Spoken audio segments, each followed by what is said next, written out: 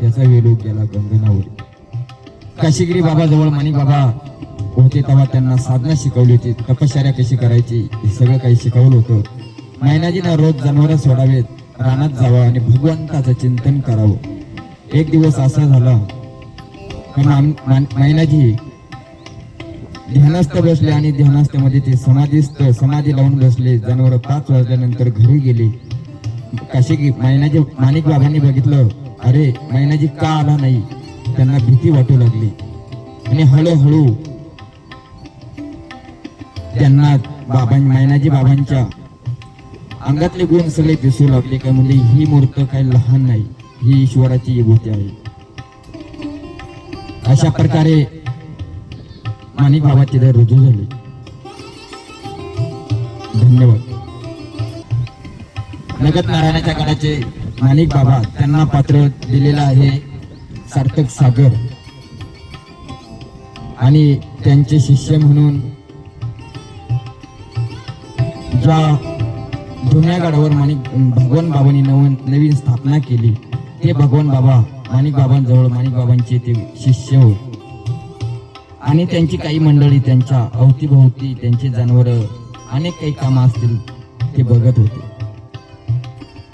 काशीगिरी बाबाने सांगितलं, मैनाजी तू आता काय कर, माणिक बाबाकडे जा आणि तिथे जाऊन तुला काय शिक्षण घेता येईल घे तू.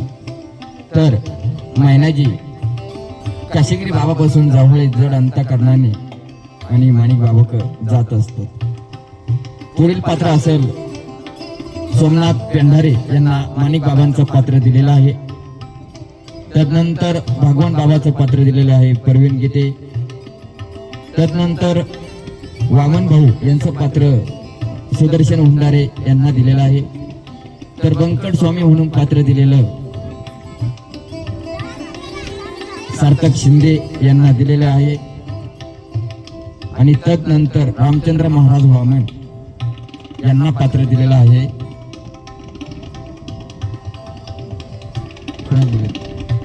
तेजस थोरात यांना रामचंद्र महाराज वामन हे पात्र दिलेलं आहे. तर पुजारी म्हणून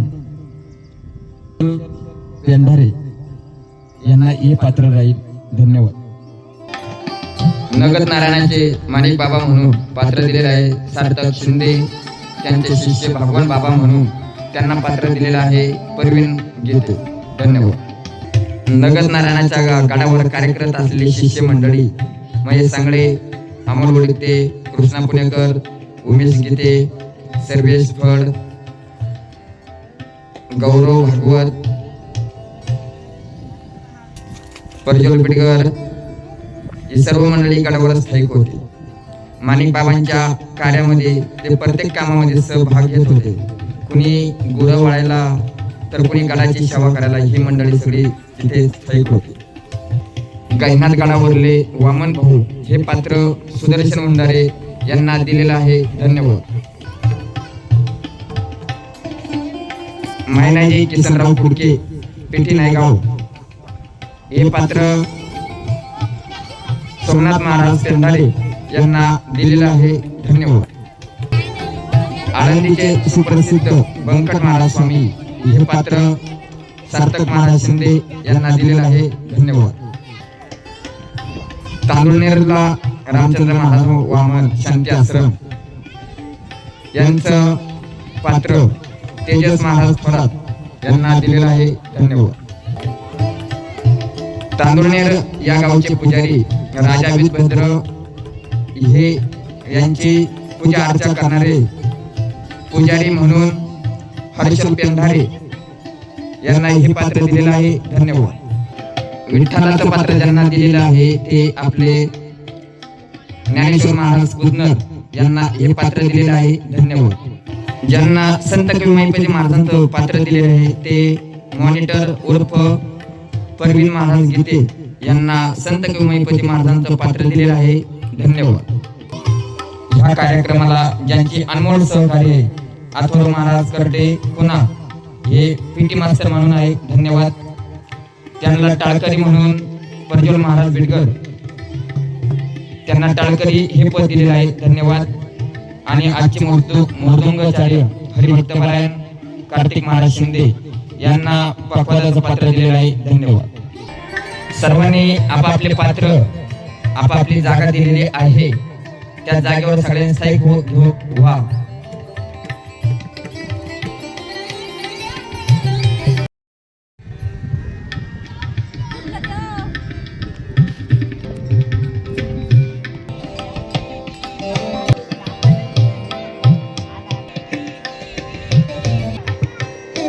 मला माणिक बाबांकडे जायचंय. माणिक बाबा पुढे. बाबा ओ बाबा, बाहेर एक मुलगा आलाय.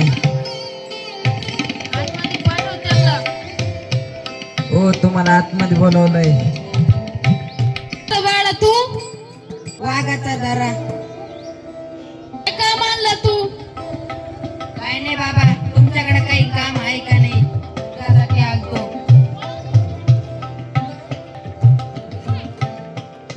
इथं काय काम बिम नाही. असं करू नका हो, काहीतरी सांगा ना. मला तुमच्या पदरात घ्या. बर बर बर बर. हा घेतो. गायावळ ठीक आहे बाबा. हा. गुरे घेऊन या इकडे. हे बाळाची सेवा कर, हे गुरवळती. बाळा तू काही खाला का नाही? नाही तर खाऊन घे. बाबा मी 8 दिवसापासून उपाशी आहे. काही शिळा पाका असलं तर द्या, बरं होईल. राम्या भाकरी आण. बंद करून घे. इथून पुढे करतोय ताब्यात. जाऊ द्या.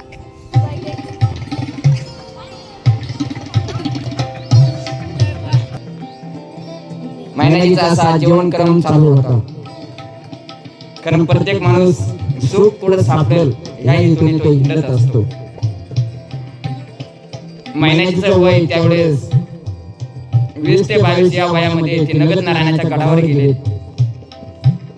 पहिली गोष्ट म्हणलं तर पोट भरण्याचं, पोट भरायचं, आणि दुसरी गोष्ट म्हणजे प्रत्येक माणसाचा स्वार्थ असतो.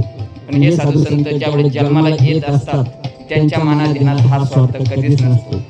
त्यांना एकांत ठाईच वैसुनी करा एक चित्त आवडी अनंत आढळवा या म्हणीप्रमाणे ते निवांत जागा शोधत होते. माणिक महिनाजीचा हा प्रवास चालू होता. माणिक बाबांना येऊन ते भेटले. त्यांनी सांगितलं का तू आता काय कर, जनावरावर, कारण शाळा न शिकल्याचा ह्यो सगळ्यात मोठा गुणधर्म असतो. भगवान शंकराचे पिंड आधी ओमचं चित्र काढून बाबांनी चित्र काढून त्या समोर बसवा आणि साधना सुरू करावी. बाबांनी जनावर, मैनाजीना जनावर घेऊन राहण्यात आले. जनावर कुठं चालतात याच्या अजिबात लक्ष नव्हतं. एक दिवस मैनाजी साधनेला बसला आणि त्या साधनेमध्ये एवढे मग्न होऊन गेले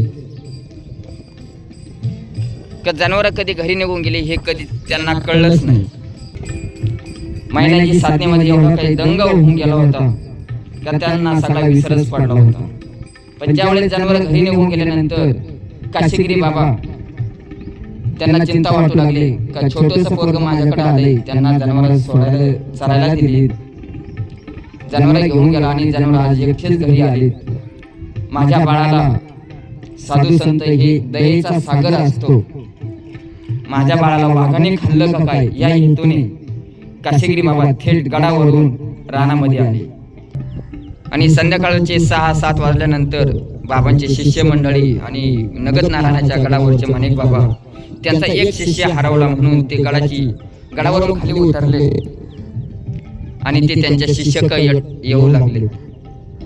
महिन्याची उठ. तुझं दुखतंय का? काय झालंय तुला? नाही बाबा मी साधनेमध्ये दंग होऊन गेलतो. मला काही कळलंच नाही. मी आजारी नाही, काही नाही.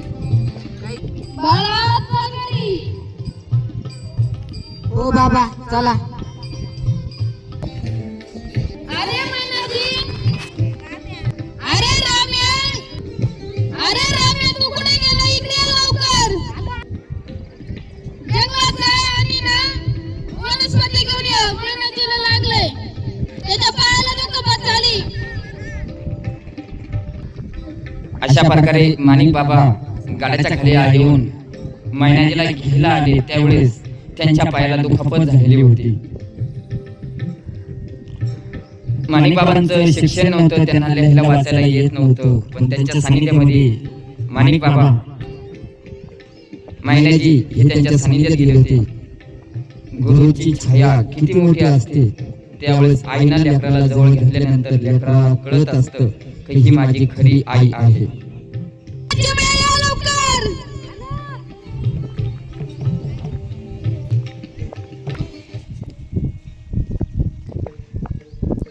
बाबा मी तुमचे उपकार कसे फेडू? काय नाही तर बाळा, तू बी मारचे.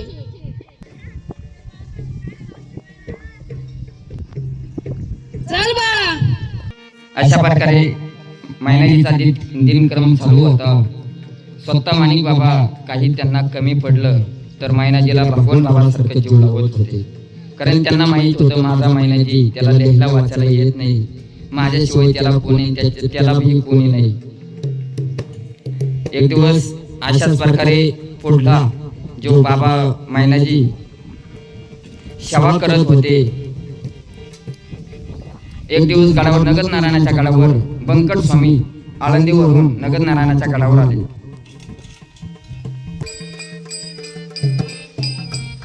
रामकृष्ण हरी. रामकृष्ण हरी. सुंदर आहे, फार गोजीरवाण आहे.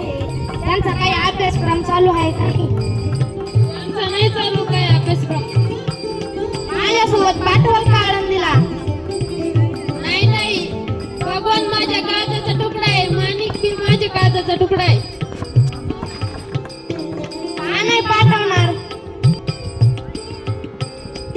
त्यांच्याशिवाय? बाळा तुझं नाव काय आहे? माझं नाव भगवान आहे. फार सुंदर नाव आहे तुझं. तुझं नाव काय आहे? बाबा माझं नाव मैनाजी आहे. तुम्ही माझ्यासोबत आळंदीला याल का? बाबाला सोडून येणार नाही. पाठवा ना माझ्यासोबत मुलांना. बरोबर पाठवू त्याला. अशा प्रकारे नगद नारायणाच्या गडावरून भगवान बाबा माणिक बाबा आणि त्यांच्या सोबत वामन भाऊ हे बंकट स्वामी सोबत निघाले आणि तांग्याची तयारी चालू होती. माणिक बाबांचं हृदय भरून येत होतं की मी माझ्या भगवानाला कसं सोडू. खूप मोठं असं त्यांच्यावर डोंगर कोसळल्यासारखं दुःख पडत होतं. पण ना विलास होता, त्यांचे शिकण्याचे दिवस होते. असे माणिक बाबांच्या मनात विचार येत होता की मी अडाणी, मला लिहायला वाचायला येत नाही, माझा शिष्य माझ्यासारखा राहू नये. सगळ्यात मोठी संकल्पना त्यांच्या मनामध्ये येत होती. बाबा आमची काळजी करू नका, तुम्ही तुमची काळजी घ्या.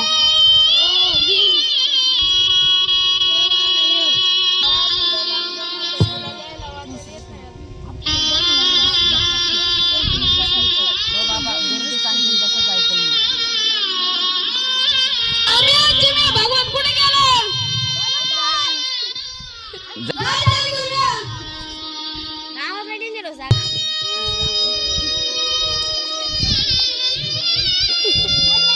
भगवानगड सोडून जाणार आहे असं माणिक बाबाला वाटलं. बंकट स्वामीसोबत गुरु शिष्याची जशी भेट होती, माणिक बाबा भगवान त्याला सोडत नव्हता आणि भगवान माणिक बाबाला सोडत नव्हता. पण माणिक बाबांनी सांगितलं, भगवान तुला बंकट स्वामींच्या ताब्यामध्ये दिलेलं आहे.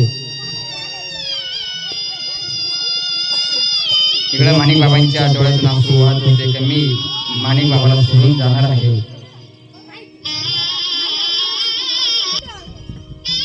आणि गडावर सगळं दुःखाचं वातावरण निर्माण झालं. माणिक बाबा ज्या झाडाखाली बसायचे त्या झाडाला कवडी मारायची. त्यांना काय करावं काय नाही ते सुचत नव्हतं. आता निघण्याची वेळ झाली होती. बंकट स्वामी आले, म्हणले, अरे मुलांनो, तुमचं आवरलंय का? सगळ्या मुलांनी होकार आरती मान हलवली. पण ते राहून माणिक बाबा बसायचे. माणिक बाबांचं हृदय भरून येत होतं, काय करू आता आणि काय नाही. माझा भगवान, माझा मैनाजी माझ्या जवळ गेलो, माझा गड सुन्न पडत. मी कुणाच्या तोंडाकडे बघू, ज्यांच्याकडे बघून हसू खेळून माझे दिवस चालले होते. म्हातारपणामध्ये खूप मोठं असं काही दुःख वाटत होतं. आणि बंकट स्वामी आले आणि म्हटले, मुलांना आवडलंय का?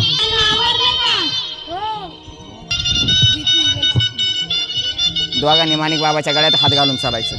शिष्यमंडळी मागून, तुम्ही पुढे चाला, पुढं गाडाच्या खाली उतरायचं. तर तुम्ही मागे चालायचं, रामेची तुम्ही मागे राहायचं. अय भाऊ, इकडं राहा ना, तू पुढं राहा. गळ्यात नाही हात घालायचा. बाबाला असं घ्यायचं,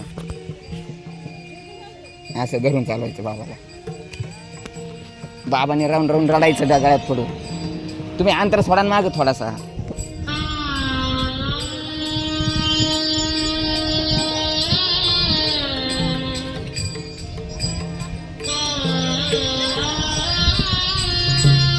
चलो.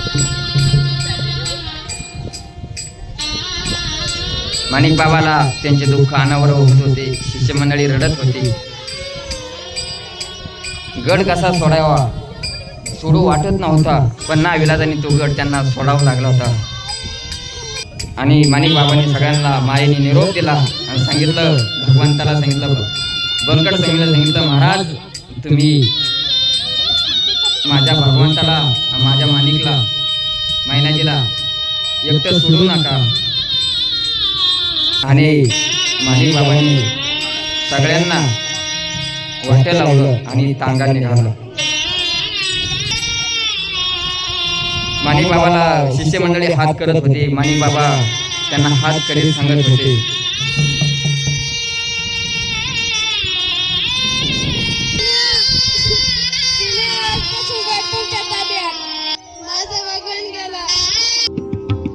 सर्व मंडळी आळंदीमध्ये आले. वामन भाऊ आले, भगवान बाबा आला, माणिक बाबा आले आणि त्यांचे शिष्य गुरुवर्य बंकट स्वामींनी टीका विद्यार्थ्यांना प्रश्न केला, बाळांनो तुम्हाला ह्या जीवनामध्ये काय व्हायचं आहे? मैनाजी, तुला जीवनात काय व्हायचंय? असला नाहीये तो. काय करणार? बाबा मी दगड गोट्यांची सेवा करीन. वामन भाऊ, तू जीवनात काय करणार? बाळा भगवान, तू जीवनात काय करणार? मी समाज प्रबोधन करणार. कात कसरीनं शिकावं लागेल मग. हो. अशा पद्धतीने माणिक बाबांना लिहायला, मैनाजीला लिहायला वाचायला येत नव्हतं. मग बंकट स्वामीने सांगितलं, तू असं कर, गडावर जा आणि माणिक बाबाची सेवा कर, तुला माझा आशीर्वाद आहे, तुला दगड गोट्यामध्ये देव दिसल. वामन भाऊ हा त्यांच्या संख्येला होते. भगवान बाबा आणि वामन भाऊ हे बंकट स्वामींचे शिक्षण घेत होते. बाळ मैनाजी, तू आळंदीला जाऊन माऊलीचं दर्शन कर आणि माणिक बाबाची सेवा कर. हो बाबा. मग मैनाजी आळंदीवरून पायी पायी भगवानगडाकडे निघाले. बाळ मैनाजी, तू काय आला? बाबा मला बंकट स्वामींनी पाठवलं. ते म्हणाले तुला लिहायला वाचता येत नाही, त्यामुळे तू माणिक बाबाची सेवा कर.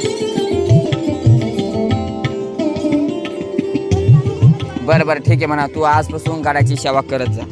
बर ठीक आहे, तू आजपासून गाण्याची सेवा कर. हो बाबा, करीन सेवा मी. करता 17 वर्षे निघून गेले. एक दिवस नगरनारायणच्या गडावर गांगुळनेरचे रामचंद्र महाराज वामन हे गडावरती आले आणि मैनाजीला बघितलं आणि मैनाजीशी संवाद केला. अरे तू इथं काय करतो? मैनाजीने सांगितलं, मी माणिक बाबाची सेवा करतो. उजळले भाग्य आता अवघी चिंता वाढली. एक दिवस गडावर येणं केलं रामचंद्र महाराज वामन यांनी माणिक महाराज वामन हे माणिक बाबांना भेटले आणि त्यांच्याशी संवाद साधू लागले. तर तू इथं काय करतो? त्यांनी सांगितलं, मी माणिक बाबाची सेवा करतो. ते म्हणले, तू येतो का माझ्यासोबत? त्यांनी आधी सांगितलं, मी येत नाही, मी माणिक बाबाची सेवा करत आहे. पण रामचंद्र महाराज वामन यांना काही वेगळं दिसत होतं. त्यांनी त्यांना सांगितलं, अरे चल तू माझ्या सोबत. आणि मग मैनाजी निघायला तयार झाले. सांगितलं का बाबा मैनाजीला माझ्या सोबत पाठवा.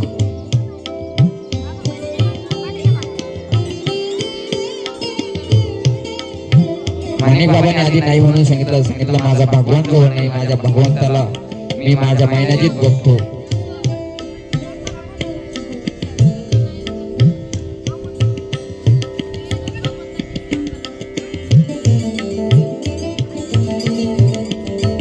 नंतर माणिक बाबांनी सांगितलं, माझ्या मैनाजी माझा काळजाचा तुकडा आहे, त्याला सांभाळून घेऊन जा. आणि गडाचं त्यांनी दर्शन केलं, माणिक बाबाचं दर्शन घेतलं. आणि ते नगर जिल्ह्यामध्ये आता त्यांचं प्रस्थान होणार आहे. बाबा ओ बाबा, काशीगिरी बाबा वैकुंठवासी झाले. इकडे नगर नारायणाच्या गडावर काशीगिरी बाबा गेल्याची वार्ता कळली. सगळ्या शिष्यगणांना माणिक बाबांना खूप दुःख झालं.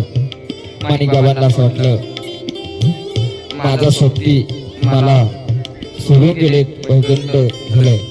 आणि तिथे त्यांच्या असणारे मैनाजी माणिक काशीगिरी बाबांनी त्यांना त्यांच्या ताब्यात दिलं होतं. काशीगिरी बाबांनी मैनाजीला खूप दुःख झालं, त्यांना काही करावं ते सुचत नव्हतं. रामचंद्र महाराज वामन यांनी मैनाजीची समजूत काढली आणि नगर जिल्ह्याला यायचं. तर ते म्हणले, आपण आता काशीगिरी बाबांच्या समाधी सोहळ्याला जाऊ. गडावरून रामचंद्र महाराज वामन आणि मैनाजी हे काशीगिरी बाबाकडे गेले.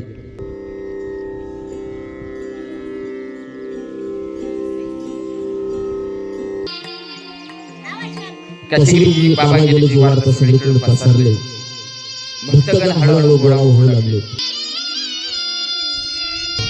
हळूहळू भक्तगण गोळा होत होते. सगळ्यांना दुःखाचा डोंगर कोसळला होता. सगळ्यात मोठं दुःख मैनाजीला झालं होतं. काशीगिरी बाबांनी मैनाजीला खूप जीव लावलं होतं. सगळे जीवनामध्ये घडामोडीच्या सगळ्या गोष्टी त्यांना आठवत होत्या. माणिक बाबांनी माझ्यासारखा काय करत होते. सगळी भक्तिक मंडळी हळूहळू गोळा होत होती. गडाचे नगर नारायणाच्या गडाचे माणिक बाबा तिथून त्यांच्या शिष्यगणांना घेऊन माणिक बाबाकडे ते येत होते.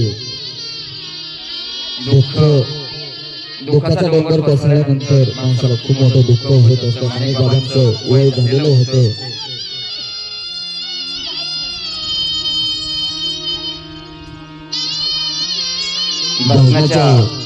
भजन चालू होतं. शिष्यगण हळूहळू गोळा होत होती.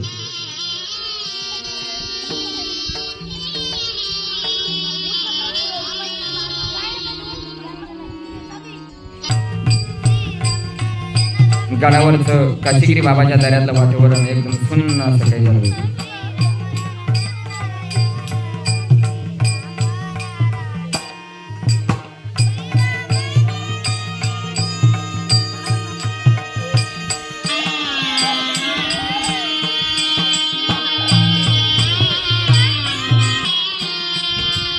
माणिक बाबांना समाधी दिली. गुरु काशीगिरी बाबांना समाधी दिली. जसं आईचं लेकरं खूप लांब गेल्यानंतर त्या बाळाला समज नसते की माझी आई तेव्हा घरी गेली. काशीगिरी बाबा मला सोडून गेले, मैनाजीला वाटत होतं. आणि ते बाळ समाधीपाशी रडता रडता त्या समाधीपाशी तसं झोपी गेलं. आणि त्या समाधीतून आवाज आला, अरे मैनाजी शोक करू नको, मी तुला सोडून गेलेलो नाही, मी तुझ्या जवळ आहे. ते बाळ त्या समाधी उभं रडत होतो. आणि त्या समाधीतून आवाज आला, अरे माणिक इथं काय झोपला, तुला अजून जडमूड लोकांचा उद्धार करायचा आहे. असं समाधीला कान लावून झोपलं तर कसं होईल. त्या समाधीतून आवाज आला, अरे मैनाजी, आजपासून तू माझा मैनाजी नाही, आजपासून तू माझा माणिक म्हणून तुला लोक ओळखले जाईल. आणि माणिक बाबा, माणिकगिरी महाराज या नावाने तुला लोक ओळखतील. आणि त्यांचे रामचंद्र महाराज आले आणि त्या मुलाला उठवलं, म्हणजे अरे माणिक उठ. रामचंद्र बाबांनी त्याला उठवलं आणि तेव्हापासून मैनाजीला माणिकगिरी या नावाने ओळखू लागले. दर्शन केलं तेव्हापासून मैनाजीला माणिक रत्नासारखा झाला होता. हे काशीगिरी बाबांना कळालं होतं. समाधीतून आवाज आला का आजपासून हा माझा माणिक रत्न, माणिकगिरी नावाने ते ओळखू लागले. माणिक बाबा आणि रामचंद्र महाराज वामन हे वाघाच्या दऱ्यापासून काशीगिरी बाबांचं दर्शन घेऊन निघाले आणि ते थेट आता नगर जिल्ह्यामध्ये त्यांचं आगमन होणार आहे. वातावरण असं काही सुंदर असं वातावरण झालं होतं. माणिक बाबाच्या मनामध्ये खूप काही आनंद उत्सव होता. डोंगरातून डोंगर दऱ्या पार करत करत रामचंद्र महाराज वामन आणि माणिकगिरी महाराज हे नगर जिल्ह्यामध्ये पायी प्रवास करत आहेत.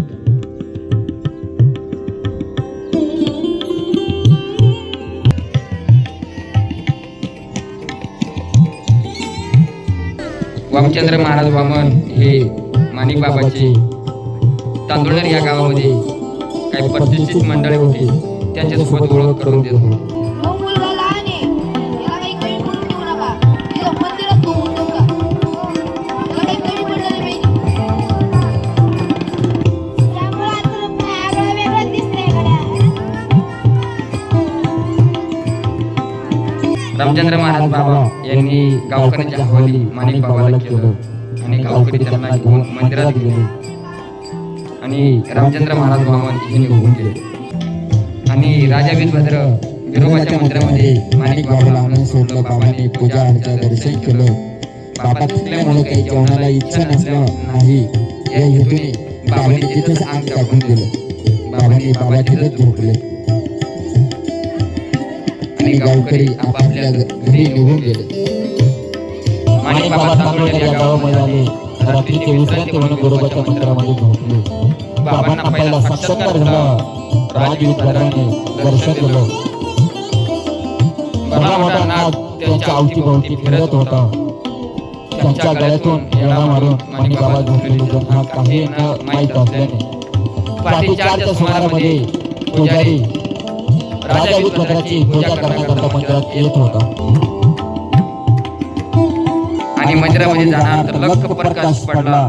त्यांना पुढे काही दिसना आणि त्या भुजंग बघितल्यानंतर तो पुजारी पळत गेला आणि गावकरी घेऊन आला. त्यामुळे गावकरी धावत आले आणि बघितलं तर तिथं काहीच नव्हतं. सकाळ सगळ्यांना आश्चर्य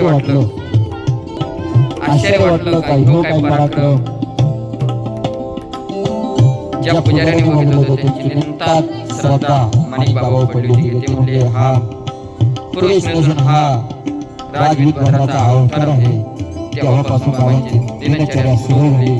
बाबांनी भिक्षा गोळा करावी, सगळं बाबांचा काही नित्यक्रम चालवावा. त्यांना संत गंगापती महाराजांचा दृष्टांत पाडला आणि त्यांनी सांगितलं जवळच ताराबाद हे गाव आहे, तुम्ही माझ्यापर्यंत या. मैपती महाराजांच्या आज्ञेनुसार माणिक बाबांनी तयारी केली आणि त्यांचे 4-5 शिष्य घेऊन हे ताराबाद या नगरामध्ये गेले. माणिक बाबांनी त्यांचे गावकरी व तांदुळनेरचे सगळे ग्रामस्थ घेऊन ताराबादला ते पायी निघाले. तिथे आल्यानंतर सगळे दर्शन केलं.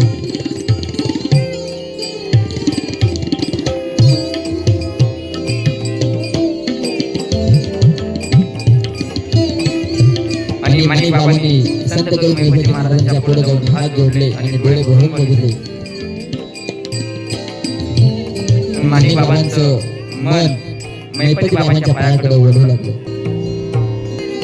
आणि माणिक बाबांनी सांगितलं गावकऱ्यो, माझं मन मैपती बाबांच्या चरणापाशी रमते, मला इथं जाऊ द्या.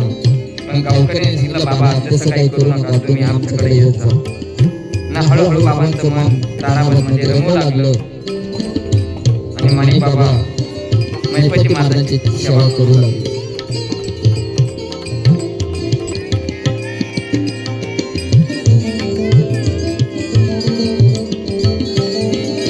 आणि गावकरी बाबांचे 2-3 शिष्य बाबांच्या जवळ थांबले, बाकीचे गावकरी निघून गेले. बाबांनी अनेक वर्ष संत कवी महिपती महाराजांची सेवा केली. महिपती महाराजांनी आदेश केला, माणिक बाबा ताराबाद ते पंढरपूर दिंडी घेऊन जा, त्या पंढरीनाथाला तुम्ही भेटा. माणिक बाबांनी होकर आरती मान हलवली. माणिक बाबांनी ताराबाद ते पंढरपूरची दिंडीची तयारी केली. सगळे महिपती बाबाच्या मंदिरात येऊन थांबले. वारकरी गोळा होत होते आणि टाळ ज्ञानोबा तुकारामच्या गजरामध्ये सगळी मंडळी पंढरपूरला निघाली.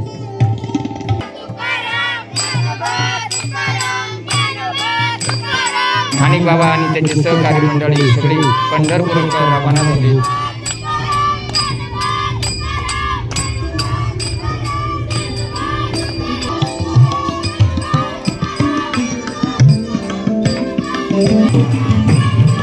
सगळी मंडळी पंढरपूरकडे रवाना झाली. नजर करत करत सगळी मंडळी पंढरपूरकडे लागली.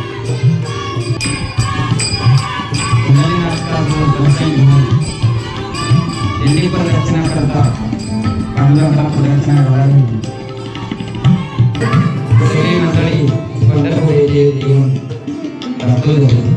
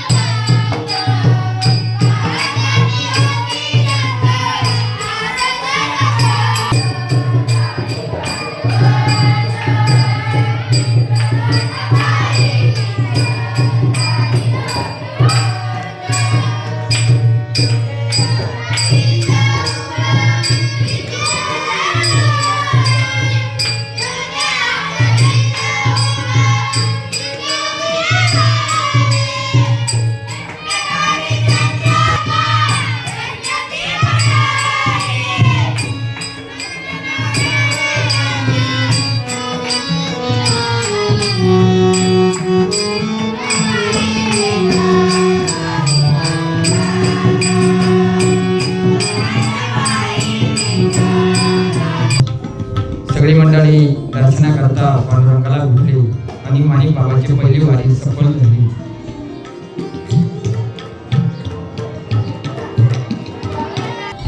माणिक बाबांनी 40 वर्ष महिपती महाराजांनी